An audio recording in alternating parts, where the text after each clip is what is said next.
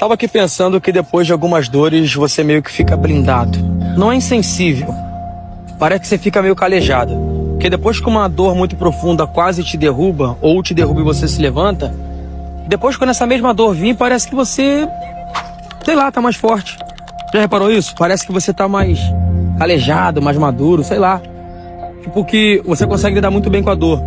Principalmente as pessoas que se curam sozinhas. Quando não tem ninguém pra ajudar, não tem ninguém pra auxiliar, não tem ninguém pra pedir socorro, não tem ninguém pra ouvir. Quando acontece alguma pancada, você sente... Eu não sei explicar direito, mas parece que você fica mais forte.